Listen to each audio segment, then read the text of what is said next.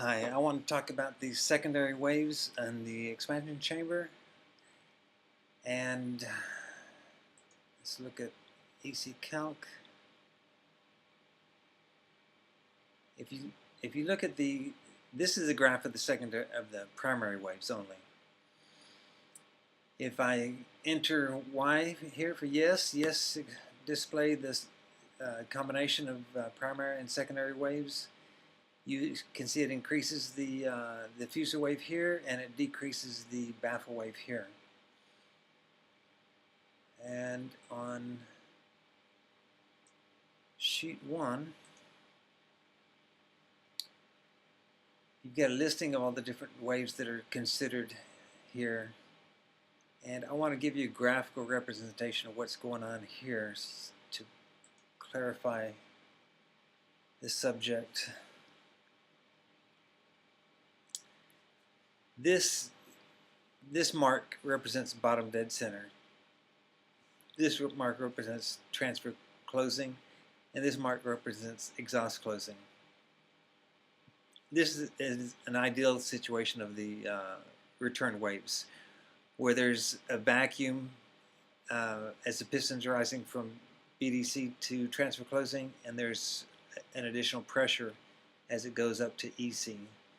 And that pressure helps keep the accumulated air gas mixture in the cylinder from exiting out the exhaust pipe.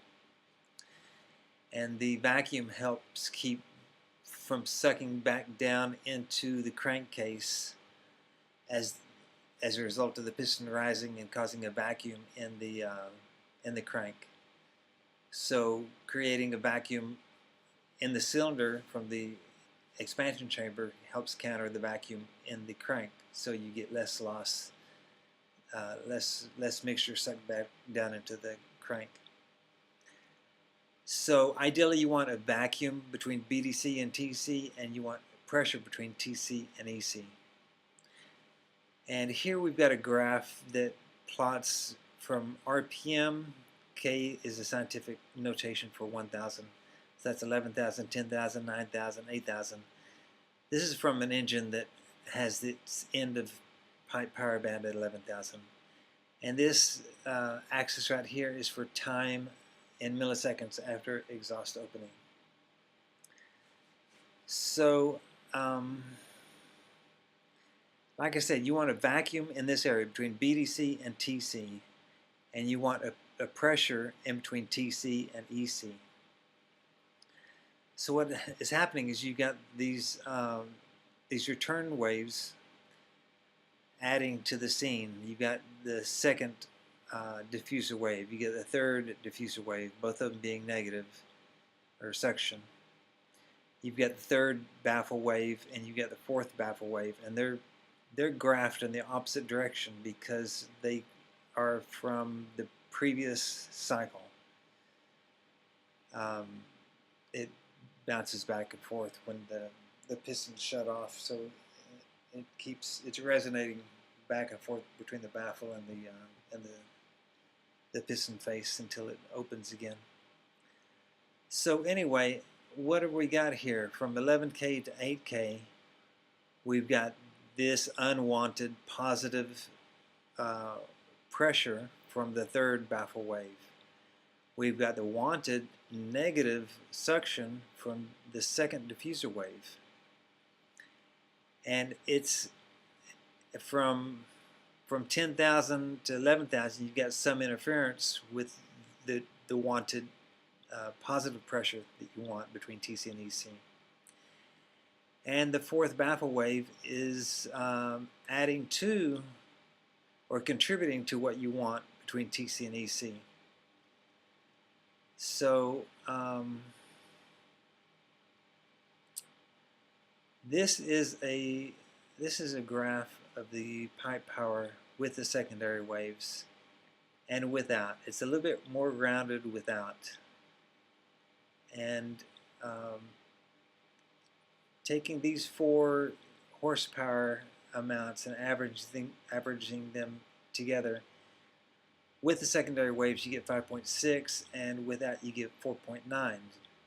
And that is because of this centering, the main way I center them is between the second diffuser wave and the third diffuser wave.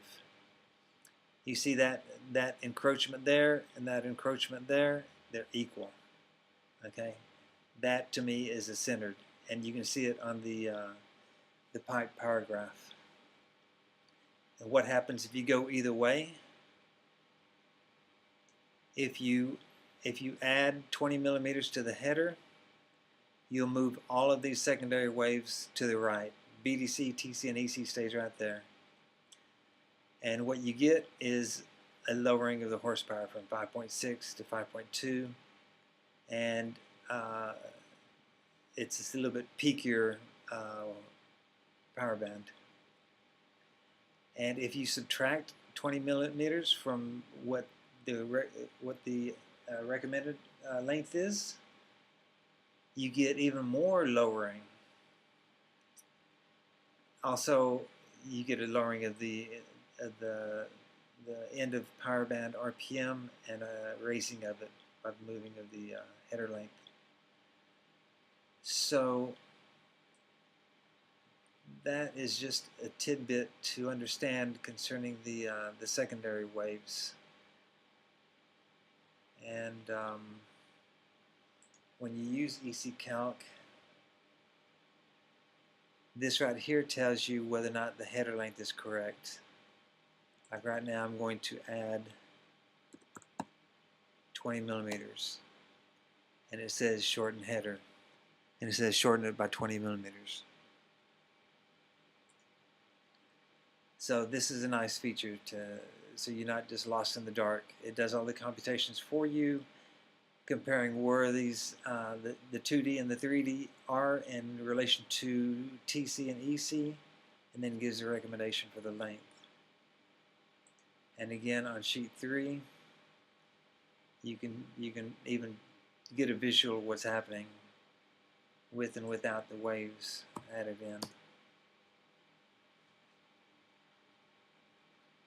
So that's about it for now. I just wanted to throw that in. So thanks for watching.